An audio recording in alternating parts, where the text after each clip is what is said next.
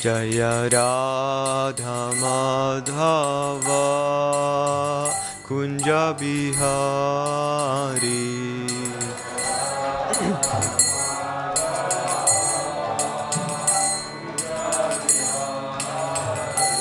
Jaya Gopi Jana Vallabha Jaya Girivaradhari.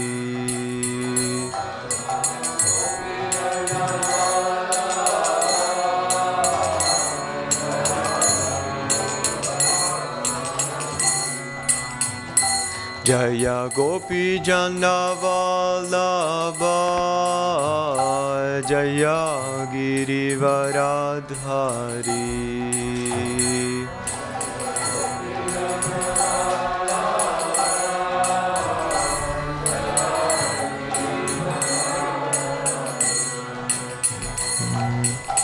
Yashodanandana Braja Jana Ranjana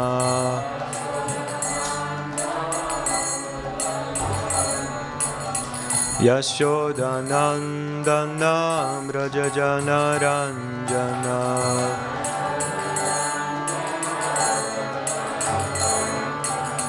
Yamuna Tira Vanachari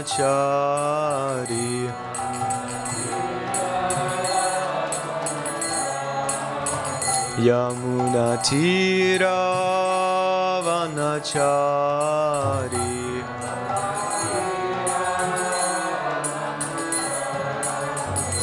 Jaya Radha Madhava Kunja Bihari.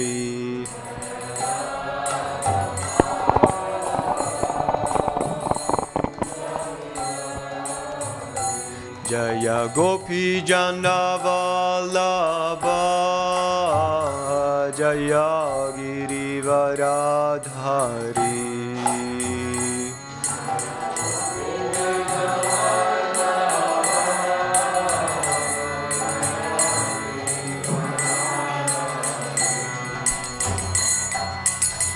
Yashodanandana Vraja Jana Ranjana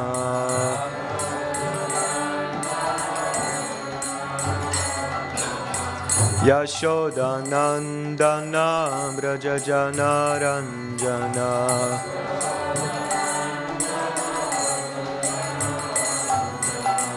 Yamuna Tira Vanachari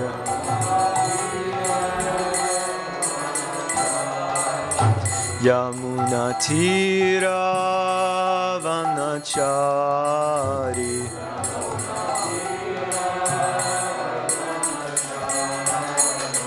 Jaya Radha Madhava Kunja Bihari.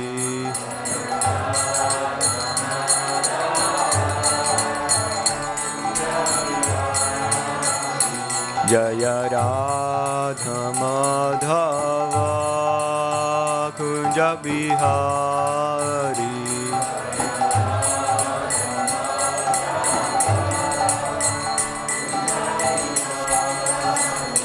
Jaya Gopi Jana Vallabha Jaya Girivaradhari.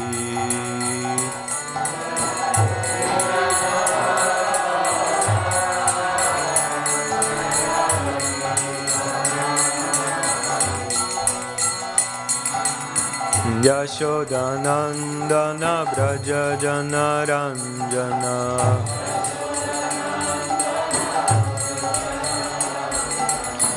Yashodanandana Braja Jana Ranjana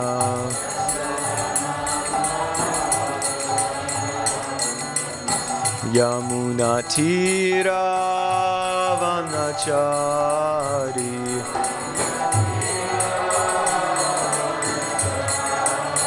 Yamuna Tira Vanachari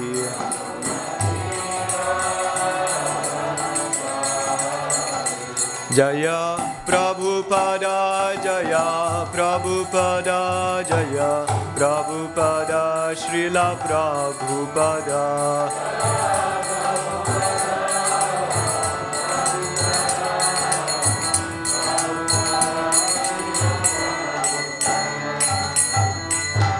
Srila Prabhupada ki, Grantaraj Srimad Bhagavatam ki, Nitya Gaura Premanande. Om Namo Bhagavate Vasudevaya.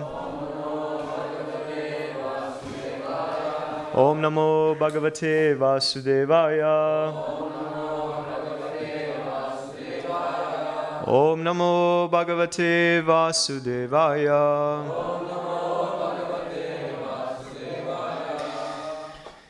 Hare Krishna. So welcome everyone to Srimad Bhagavatam class. Today we're going to be reading from Canto 3, Chapter 5, and this is text number 11. Kastripnuya tirta padobhidhanat. Kastripnuya tirta padobhidhanat. Satreshu vashuribhir idyamanat. Satreshu vasuribhir idyamanat. Yakarnanadim purushasya yato. Yakarnanadim purushasya yato. Bhava pradam geha ratim chinati. Bhava pradam geha ratim chinati. Kastripnuya tirta padobhidhanat. Satreshu vasuribhir idyamanat. Yakarnanadim purushasya yato. Bhava pradam geha ratim chinati. Prabhus?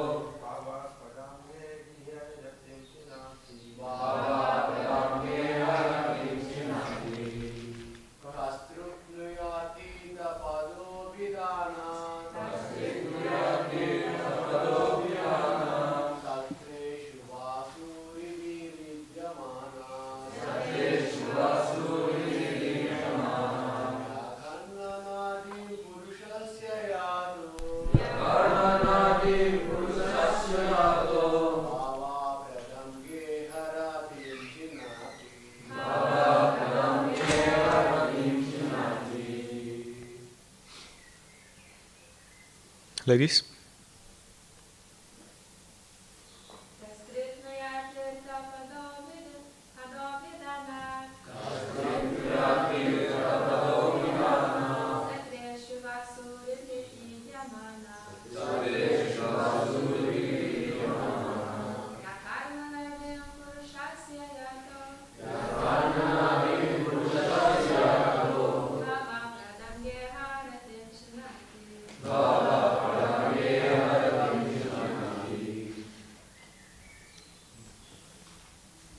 Word by word.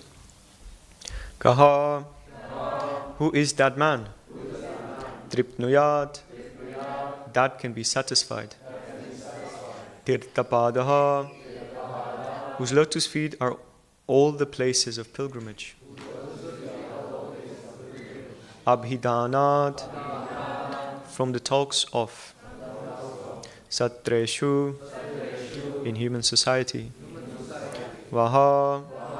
One who is. Suribi. By great devotees. Idyamanat. One who is so worshipped. Yaha. Who. Karnanadim, in the holes of the ears. Purushasya, of a man. Yataha, entering. Bhava pradam, that which awards births and deaths. Geharatim, family affection. Chinnati, is cut off. Translation and purport by His Divine Grace, A.C. Bhaktivedanta Swami Srila Prabhupada Ki. Translation. Who in human society can be satisfied without hearing sufficient talk of the Lord, whose lotus feet are the sum total of all places of pilgrimage, and who is worshipped by great sages and devotees? Such topics can cut off one's bondage to family affection simply by entering the holes of one's ears. Please repeat. Who in human society can be satisfied without hearing sufficient talk of the Lord, whose lotus feet are the sum total of all places of pilgrimage, and who is worshipped by great sages and devotees. Such topics can cut off one's bondage to family. Let's do it one more time, that one. One's bondage to family affection simply by entering the holes of one's ears. Purport. It's quite a lengthy one, so kindly bear with me, please. Hare Krishna. We're just going to test if we are qualified to sit in like sages of Naimisharanya, or qualified like sages present when Parikshit Maharaj was receiving Srimad Bhagavatam. Hare Krishna. Krishna Katha is so powerful that simply by entering into a person's ear, it can at once give deliverance from the bondage of family affection. Family affection is an illusory manifestation of the external energy, and it is the only impetus for all mundane activities. As long as there is mundane activity and the mind is absorbed in such engagement, one has to undergo the repetition of birth and death in the current material science. People are most influenced by the mode of ignorance, and some are influenced by the passionate mode of material nature. And under the spell of these two modes, a living being is actuated by the material conception of life. The mundane qualities do not allow a living entity to understand his real position. The qualities of both ignorance and passion strongly bind one to the illusory bodily conception of the self. The best among the fools who are thus deluded are those who engage in altruistic activities under the spell of material mode of passion. Bhagavad Gita, which is the direct Krishna Katha, gives humanity the elementary lesson that the body is perishable and that the consciousness which is spread throughout the body is imperishable. The conscious being, the imperishable self, is eternally existent and cannot be killed under any circumstances, even after the dissolution of the body. Anyone who misunderstands this perishable body to be the self and who works for it in the name of sociology, politics, philanthropy, altruism, nationalism, or internationalism under the false plea of the bodily conception of life is certainly a fool and does not know the implications of reality and unreality. Some of them are above the modes of ignorance and passion and are situated in the mode of goodness. But mundane goodness is always contaminated by tinges of ignorance and passion. Mundane goodness can enlighten one that the body and the self are different, and one in goodness is concerned with the self and not the body. But due to being contaminated, those in mundane goodness cannot understand the real nature of the self as a person. Their impersonal conception of the self as distinct from the body keeps them in the mode of goodness within material nature. And unless they are attracted by Krishna Katha, they will never be liberated from the bondage of material existence. Krishna Katha is the only remedy for all people of the world because it can situate one in pure consciousness of the self and liberate one from material bondage. To preach Krishna Katha all over the world, as recommended by Lord Chaitanya, is the greatest missionary activity. and all sensible men and women of the world may join in this great movement started by Lord Chaitanya. Srila Prabhupada ki. Om Jnana Timirandasya Jnananjana Shalakayam Chakshurun Militam Yena Tasmai Shri Gurave Namaha. Namo Vishnu Padaya Krishna Prestaya Bhutale Srimate Bhaktivedanta Swami Niti Namine. Namaste Saraswate Deve Gauravani Pracharine Nirvishesha Sunyavari Paschatya Deshatarine. Jai Shri Krishna Chaitanya Prabhu Nityananda Shri Advaita Gadadhara Shrivasadi Gaura Bhakta Vrinda. Hare Krishna Krishna Krishna Hare Hare, Hare Rama Rama Rama Hare Hare. Hare Krishna Krishna Krishna Hare Hare, Hare Rama Rama Rama Hare Hare. Hare Krishna Krishna Krishna Hare Hare, Hare Rama Rama Rama Hare Hare. Hare Krishna, dear devotees. Thank you so much for coming again. I ask for blessings from all the senior Vaishnavas present in the room and those which are online, especially His Grace Yadubar Prabhu. Please bestow your blessings so we can say something which is useful, palatable, and practically applicable to our day-to-day Krishna consciousness. Vanchakalpa turupyascha kripa sindhu bhyayevacha patitanam pavinebhyo vaishnavyo namo namaha. Anantakoti Vaishnav Vrinda ki. Hare Krishna. So, I tried my best yesterday, when we came back from this retreat, to put a presentation together. See how it goes. Can you see it? Okay. So interesting, the way the verse started, or in the text, they said, who can be satisfied? The question is posed, who is that person? What are those qualifications? What are those necessities for actual satisfaction? The principal fundamental nature of the soul is to be satisfied, to search for satisfaction, to enjoy satisfaction, and ultimately it's something which is part of who we are, to be satisfied. Therefore, in this material world, the question is asked, who can be satisfied? So, based on the theme, based on the purport, we sort of contemplated three possible themes: the reason, the vision, and the mission. Srila Prabhupada emphasized in the end of his purport what is the actual mission.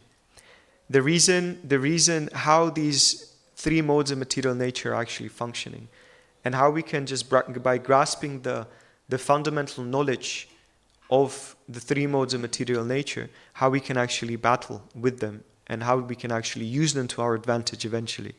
It's very interesting, in the Bhagavad Gita, just right there, in the second chapter, every esoteric point is already revealed. Everything that people in the outside world are considering very, very esoteric.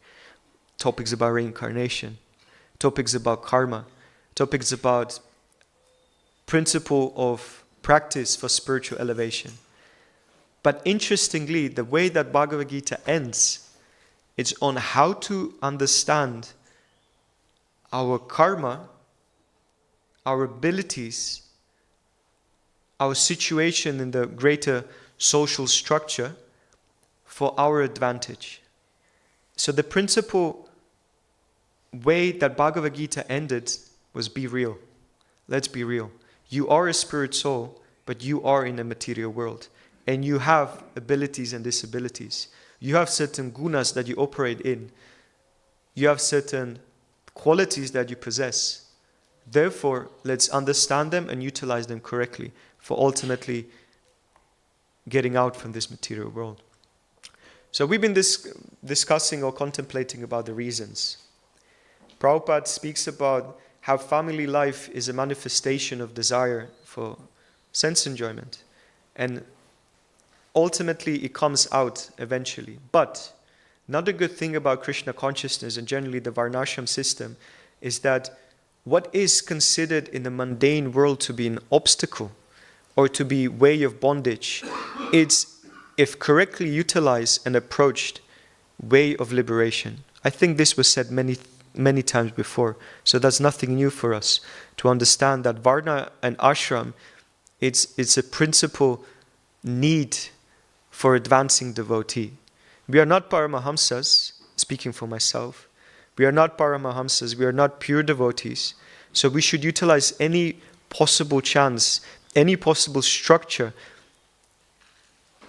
to actually advance in Krishna consciousness. And this is what ultimately Varnashram means. It's interesting, Prabhupada writes here, the best among the fools who are thus deluded are those who engage in altruistic activities under the spell of material mode of passion. So modern world is very much glorifying these altruistic people, right? You gave such a great charitable gift to this and this organization. You gave your support, your contacts, your managerial skill to, build a hospital, to create this type of infrastructure, to create roads, to make sure that water is running, to make sure that electricity is there. All these varieties of different things. But here Srimad Bhagavatam or Srila Prabhupada is just not messing around. They said it's everything in a mode of passion. It is nice, but considering the ultimate prayojana, the ultimate goal, which is elevation from the material modes, this is just in the mode of passion. Nothing extraordinary. And I was meditating, why is this? Because we as Vaishnavas, we can't really function without these necessities. How we can function without water? You need to be socham, you need to be clean. How you can function without electricity? How you can serve the deities without having gas? And the interesting concept is that the moment you start engaging in practicalities of Krishna Bhakti, all these other necessities, they will perfectly click into the concept of devotional practice. So what the Bhagavatam and the Acharyas are trying to say, don't necessarily emphasize the altruistic way of lifestyle, but rather emphasize the spiritual bhakti process. And naturally all the other ones will just fall in. So this one is the second one, the vision. I found it quite interesting when I was doing research on this. So at the moment I'm reading Madhurya Kadambini by Vishwanath Chakravarti Thakur. And I have a very nice book here, Sri Prema Bhakti Chandrika by Narottam Das Thakur. And there are some interesting things which I think can align with the message of this particular Bhagavatam class.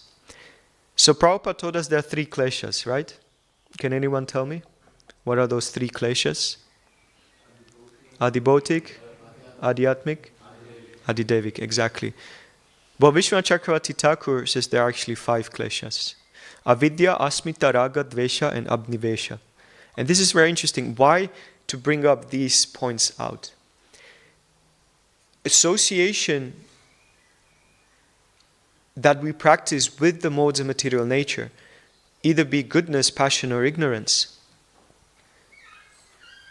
have their elementary foundation in false ego. In the way that false ego is churning things around us, the way that, you see, think about the 3 modes of material nature as a hardware or as a physical manifestation of your desires. And think about these kleshas as a very subtle software which is implemented and incorporated in our way of thinking. Avidya, Asmita, Raga, Dvesha and Abnivesha are 5 subtle and internal ways of functioning of individual souls. Or at least we can say the way that the soul interacts with the modes of material nature, and the medium between the interaction medium between the modes are these kleshas. If they're kleshas, in a sense, they're miseries. And let's find something very interesting. Vishwanath Chakravarti Thakur identified kleshas or causes of suffering not only in impactful negative occurrences, but rather also in positive circumstances. Even positivity can be considered a klesha, or a point of suffering. And this is very interesting, but we're going to explore it more. Anyone can tell me what avidya means in Sanskrit? Exactly. Ignorance. So this is the first initial klesha or point of suffering. Why ignorance? Why are we distributing Prabhupada's books? Why are we engaging us and the public with, let's say, book distribution? To mitigate the principal and most important factor of struggle and difficulties in the material world, and that is ignorance. This is what Vishwanath Chakravarti Thakur writes. Means to mistake that which is impermanent to be permanent. To mistake that which is full of misery to be blissful, and to mistake what is not the self to be the self. This is great ignorance. That's why one of the things I ask on Sankirtan is very simple question. And 99% of people, they don't know how to answer, and that 1% is speculating. And it's a one-on-one question of life. Who are you? Simple question like this. Who are you? People are not trained to ask these type of questions. Who are you? And based on the answer, they say, oh, I'm a metaphysical mind floating or encapsulated in a body. Okay, this guy is on the level of the mind. Okay, cool. Let's present the books on this level. They said, well, my name is Joe. Okay, this guy is on the physical sort of understanding of what Atma or the self means. Cool. Let me speak with Joe on this principle of Bhagavad Gita. Someone says, I'm a soul. Very good. Are you sure? Are you truly sure, 100% sure? Would you put your hand in the fire that you are a soul? And then if you churn it a bit with them, they say, no, I don't know actually. So the principal foundation of klesha or suffering or miseries in life is identification, which stems from ignorance. This is what Srila Prabhupada writes in this particular purport. Family affection is an illusory manifestation of the external energy and is the only impetus for all mundane activities. As long as there is mundane activity and the mind is absorbed in such engagement, one has to undergo the repetition of birth and death in the current material science. Family affection is an illusory manifestation of the external energy. So many points packed just in one sentence by Srila Prabhupada. Illusory manifestation of external energy. So if in the moment you think that you are the body, then naturally there's a sequence of things which have to happen. And what the avidya or ignorance, what these books are battling, or this science or this philosophy is fighting against, is giving us a different angle and different perspective. But with that said, there are two angles to this. Yes, I'm not the body, I'm a soul. That's concept of Sanatana Dharma. But I am a soul and I have a body and I have needs and I have limitations and I have anxieties and I have things and I'm not even fully 100% sure that I am a soul. What does that mean? Swadharma. Okay, I'm not the body, I'm a soul, but I am a soul inside of the body. What type of body? What type of limitations? What type of brain thinking you have? What level of intelligence you possess? What level of intellectual, spiritual, and emotional intelligence you have? Whatever answer that may be, use it correctly. Because if we're not real with ourselves, then the process will not work. So that was the first klesha, or ignorance. Klesha number 2, false ego. The bodily identification of me and mine. Basically, in other words, ahamameti. But Srila Prabhupada writes, the qualities of both ignorance and passion strongly bind one to the illusory bodily conception of the self. The best among the fools who are thus deluded are those who engage in altruistic activities under the spell of material mode of passion. So again, false ego.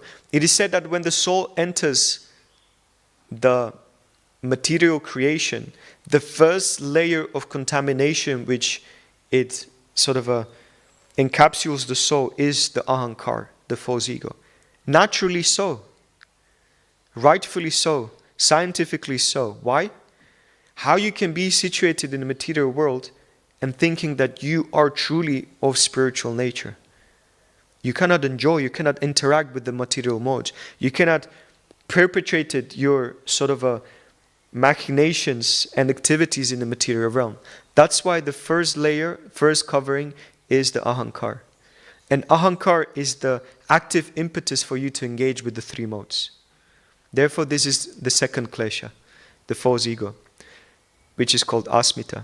The third klesha, the attachment, or in other words, raga. You heard about the term raga? Raga has different connotations, right? It has a spiritual connotation and a material connotation.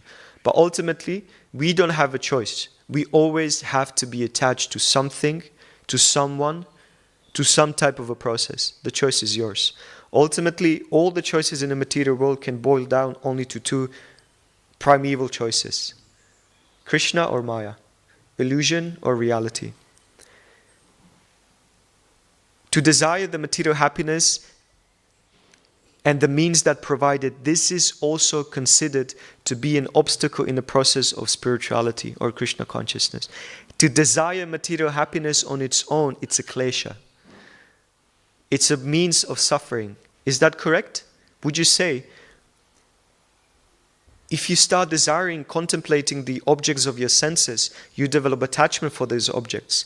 And if this attachment is not facilitated, positive or negative attachment, if this attachment is not facilitated, we may develop anger issues, desire issues, which later on may lead us to the spiral of fall down, eventually leading to even deeper, in the Bhagavad Gita 262 and 63, deeper material contamination.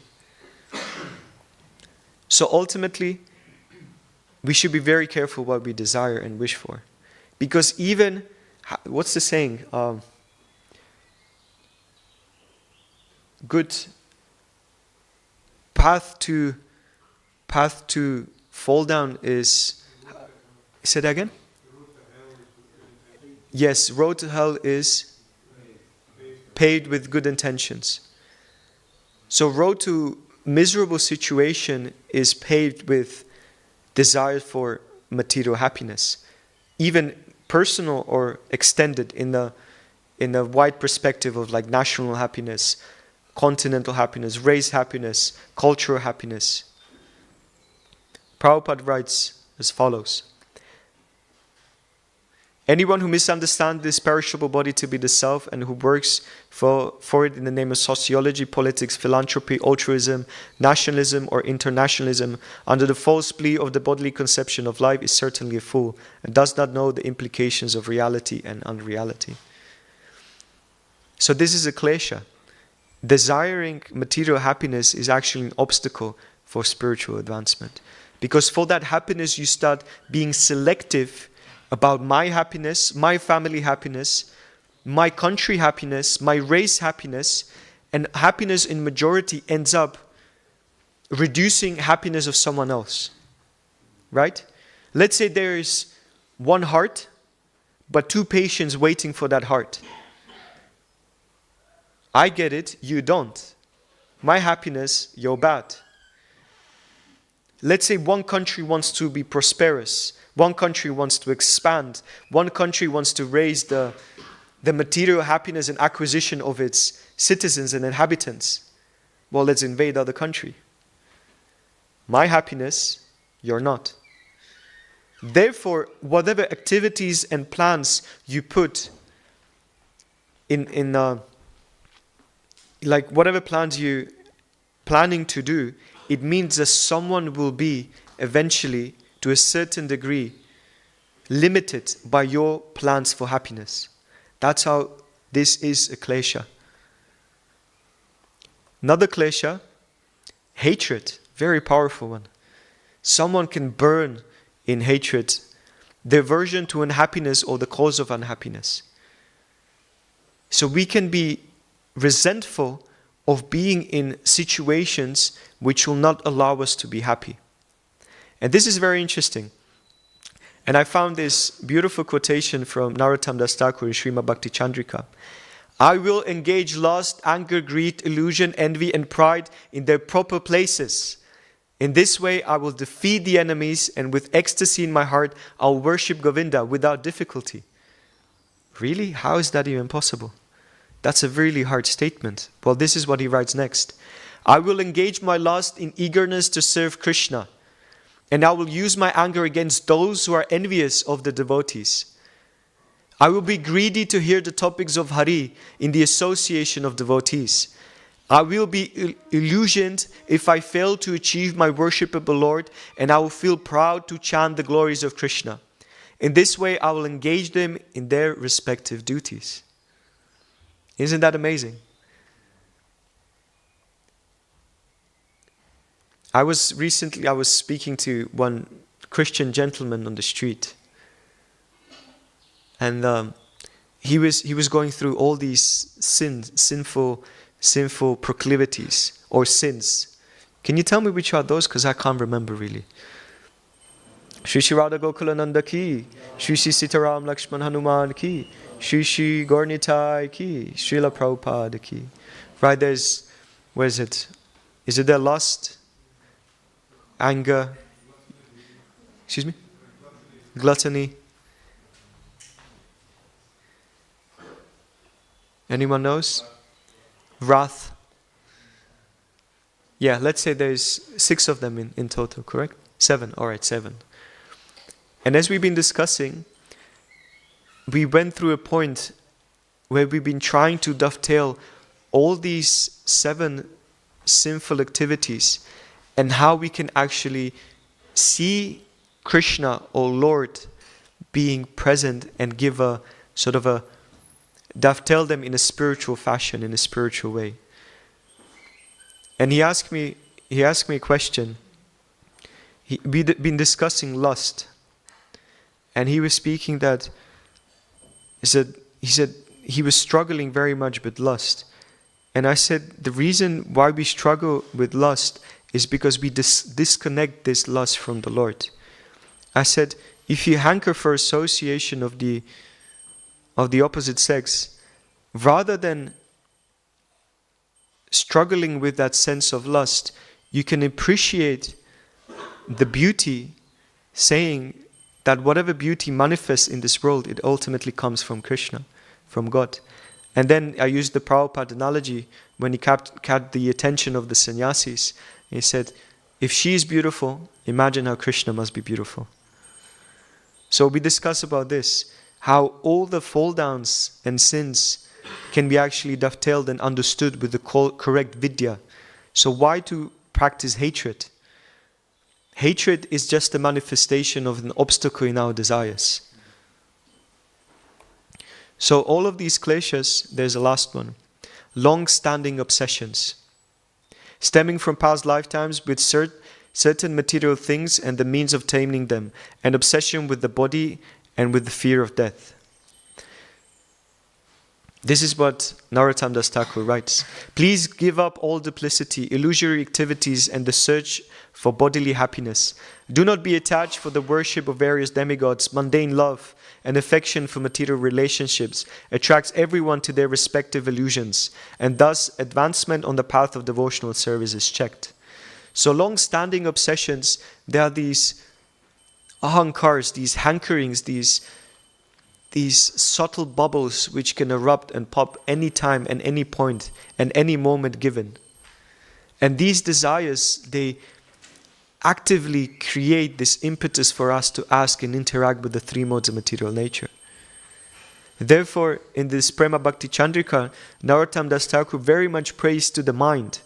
He prays, please dear mind, allow me and help me to overcome these obstacles and limitations stemming from my previous association with the modes of material nature. Please give me the strength to avoid these kleshas, these attachments, these hankerings, and these points of suffering within my mind. Then there was another very interesting concept, and that is, this comes from the Madhurya Kadambini. What is that meeting point? Obviously, we've been speaking very much about the obstacles and challenges, the kleshas, the points of suffering. But naturally, we are devotees and we try to engage in the process of sadhana bhakti. So what are the effects of practicing sadhana bhakti? And where is that point? We mentioned the term raga. Where is that point when raga, or attachment and taste, meets, and when the process of sadhana bhakti meets with raga? You see, Vishwanath Chakravarti Thakur gives this very, very nice analogy of of a creeper, of a bhakti lata, which produces, as you can see here, 2 leaves.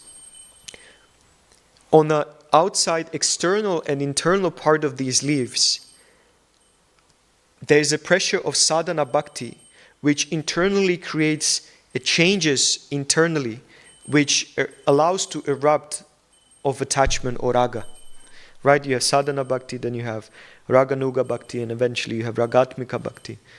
So the 2 leaves, one of them is klesha agni, or the dissolution of the kleshas, of the sufferings that are produced by our interaction with the modes of material nature.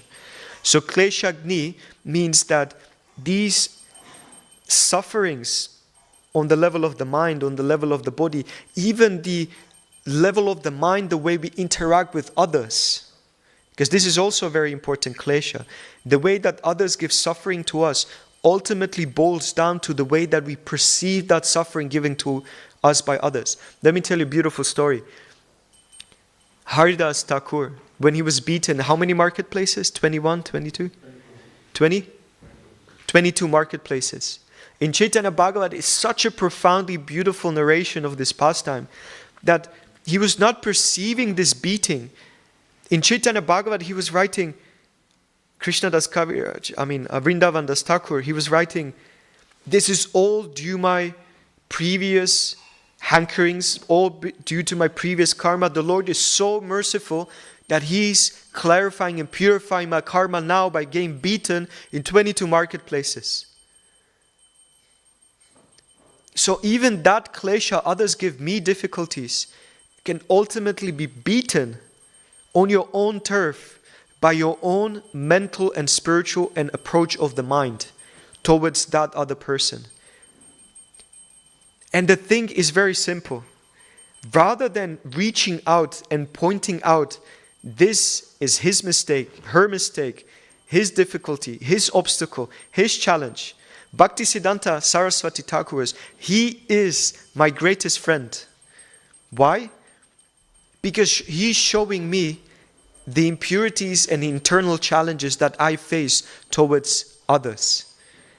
Just by changing the perspective, everything changes. And this is what sadhana bhakti does. It destroys the kleshas. Because we engage in studying the Bhakti Shastras, because we engage in chanting the holy name, because we engage in the process of devotion, these kleshas start receiving different perspective. And they will have a different perspective for us.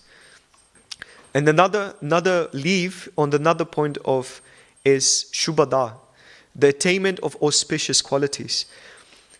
Right? In Bhagavatam it says, on Bhagavad Gita, those devotees or those which engage in practicing of sadhana bhakti or path of devotion, they will receive all the auspicious qualities and attributes of demigods. So naturally what happens, disillusions of kleshas and attainment of auspicious qualities. But this is not where we stop as devotees. It's not only about disillusion, about dismantling these kleshas and attaining something which is shubha, something which is auspicious and pure. We actually not even, and this is another sort of if we just stop there, we need to continue even further to actually develop pure unalloyed attachment. So in the Madhurya Kandambini, it is said that when these two are meeting, this Kleshagni and Shubhada, this is actually the meeting wall between Raga and Vaidhi Bhakti, between the practice of sadhana bhakti or Vaidhi Bhakti, and this is where Raga meets these qualities, this Kleshagni and Shubhada, this cutting line is when Raga and Vaidhi Bhakti meets. Because attainment of auspicious qualities means that we naturally start developing attraction for something of subtle nature, something we develop attraction for, reading Prabhupada's books. We develop attachment for chanting the holy name. We develop attachment for purity, for cleanliness, for good qualities. And ultimately the means and lakshana of advancement of devotees is actually a character. Character is the greatest indication of spiritual advancement. So again, just to summarize, the meeting point of Raga and Vaidhi Bhakti is Kleshagni and Shubhada. dissolution or dismantling of the unnecessary kleshas and our perspective on them, and attaining of auspicious qualities. And the third point, the mission, which Prabhupada was mentioning in his last section of the purport. An interesting thing when you engage in this Krishna Katha, what happens in engagement of Krishna Katha, you see, the mind constantly desires and needs something to perform, some activity, some meditation, some desires. So one of the most important things of Krishna Katha, it allows us to purify our desires. This is very, very important, very crucial for us to understand. If you have problems with your desires, engage in reading Krishna book. Engage in reading Bhagavatam. Engage in reading Chaitanya Charitamrita. Because why? The desires of those pure devotees in those particular books will rub off you, and you just might get some of those desires. Read things which can eventually align and realign your desires. And that's one of the gifts of Krishna Katha. The desires alignment. And by distributing it, by sharing this Krishna Katha with others, ultimately we become purified, others become purified, everyone will be purified. Most auspicious. So I'll finish there with the class in Srimad Bhagavatam. But today we're also celebrating a very, very auspicious disappearance of Sri Ramananda Roy. I'm not going to be speaking about his birth or where he lived. There are some points mentioned here. One thing, I'm entering now in the Madhya Lila again, the Ramananda Roy Samvad, when Lord Chaitanya is in South India and he met Ramananda Roy. And now we can see that how Lord Chaitanya is utilizing Ramananda Roy to enhance his ecstatic symptoms and appreciation of the divine couple.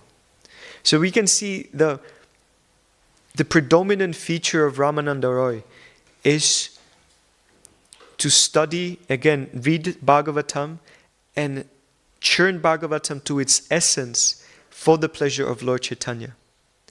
And again, we can see if the desire of Ramananda Roy will not be aligned with Lord Chaitanya, how he can become the most auspicious cloud which rains upon the ocean of Chaitanya Mahaprabhu's divine qualities and his divine taste and his divine attraction for Krishna Katha.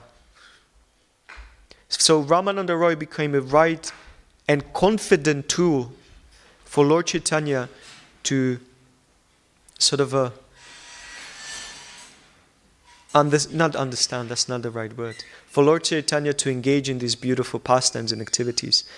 Ramananda Roy and Swarup Damodar were the two most confidential servants of Lord Chaitanya in intimacy. Once I spoke with my spiritual master, His Holiness Kadamba Swami Maharaj, and he opened up a conversation about my name. He said, Antaranga Das. He said, do you know why I gave you this name? And he said, do you know where this name comes from? I was like, Maharaj, you wrote it on the paper. It means the servant of internal energy of Krishna. He said, yes. But in Chaitanya Charitamrita, Antaranga also means intimate. He said, Antaranga Bhakta or Antaranga Bhakti means those devotees which are very intimately connected with Lord Chaitanya. And then he said, who are those devotees which are Antaranga Bhaktas?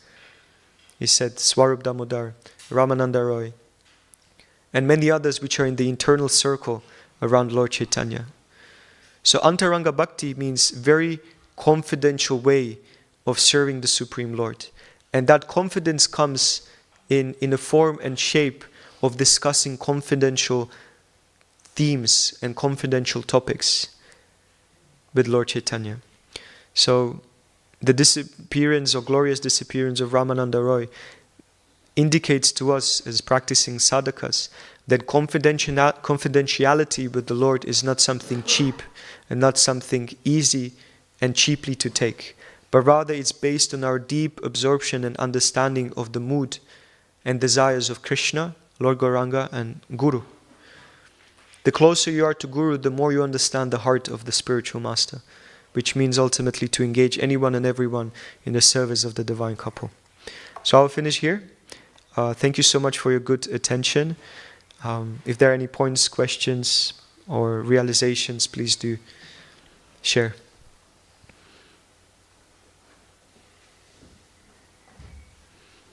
First, Taruna Prabhu.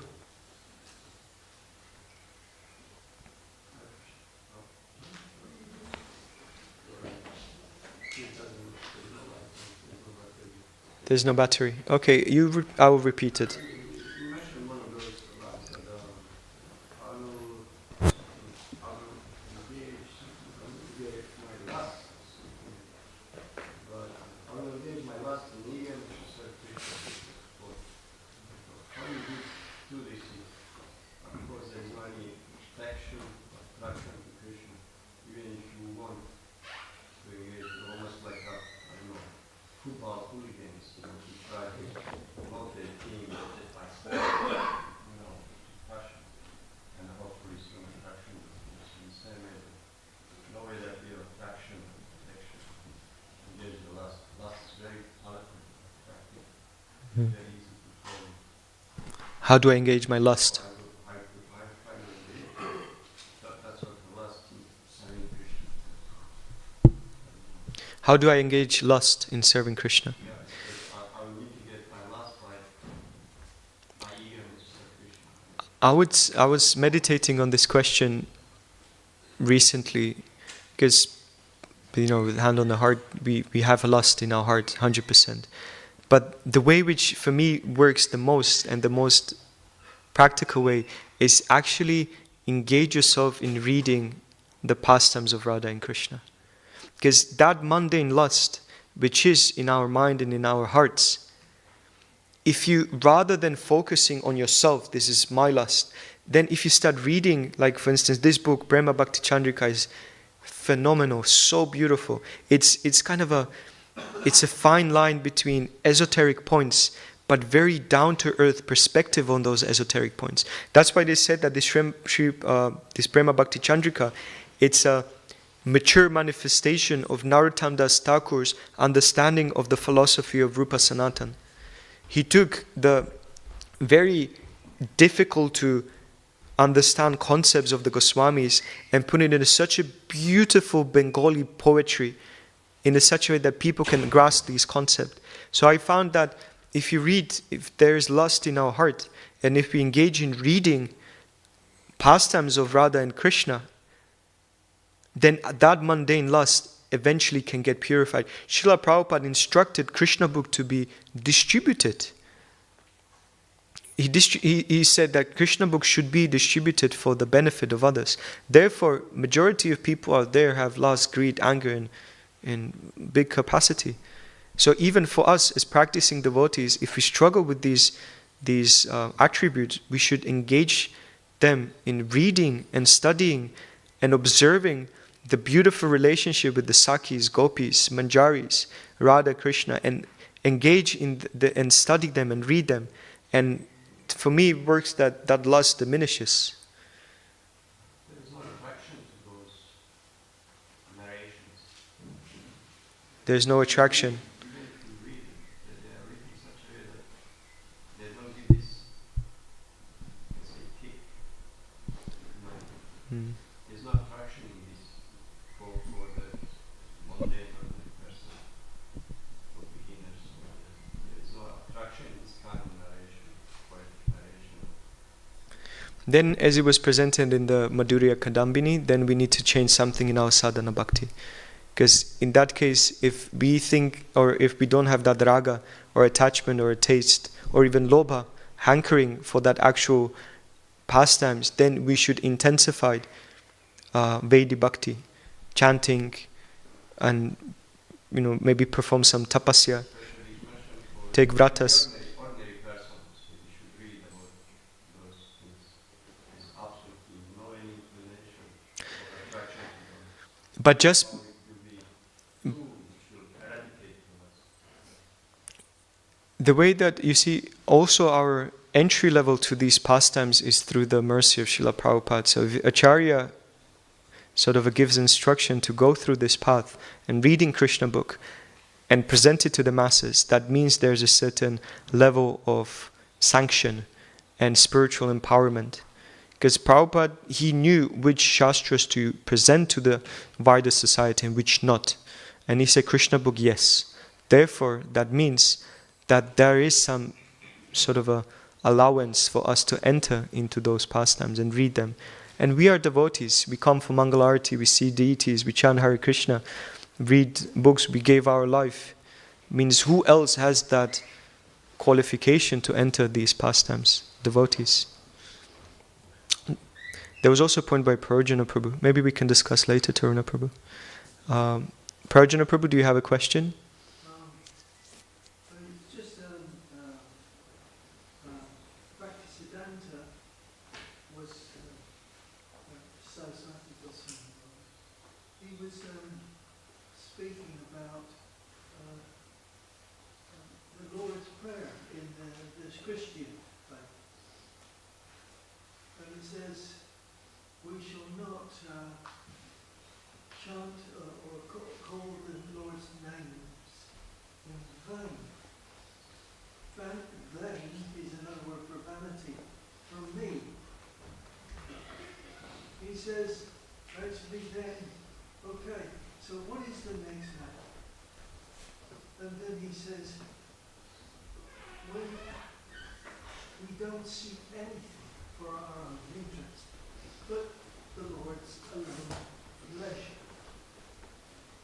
This is chanting this completely free from offense, when it's for the pleasure and the pleasure of the Lord. I'm just gonna repeat what you said for the devotees which are hearing. So Prajna Prabhu mentioned, if I understood correctly, that in Christianity there is this concept you should not take Lord's name in vain. And then you explained that how vain means vanity, but vanity means doing something for ourselves. Therefore, if the devotees are taking or chanting Krishna's name, they chant for his pleasure. Therefore, that's not considered to be a vanity.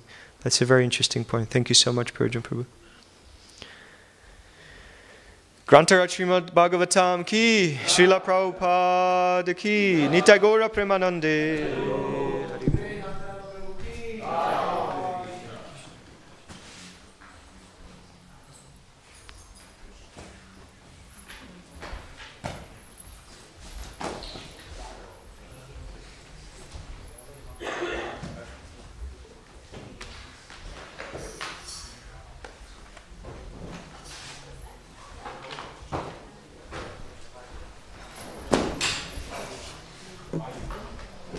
Govinda Prabhu, do you want to take this? Someone for BMF? There's a couple coming, I'll just give it to them. Thank you very much. Thank you.